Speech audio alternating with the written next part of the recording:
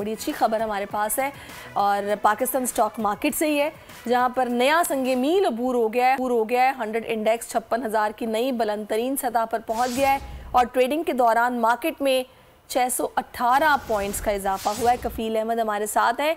कफील, market का अहवाल दीजिएगा।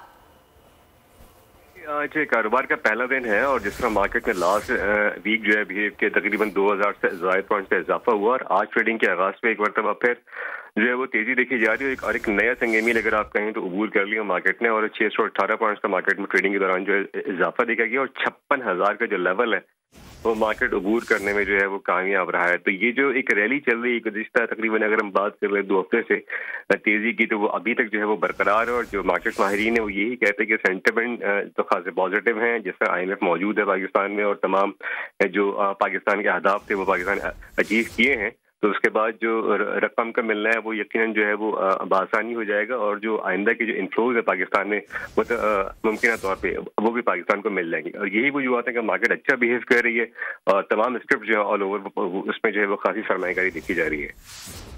जी ओके जी, तो वर्ल्ड मैं बता रहा था कि स्टॉक एक्सचेंज की जो है वो बात हो गई है। सब्सक्राइब करें और बेल दबाएं ताकि कोई खबर रह न जाए।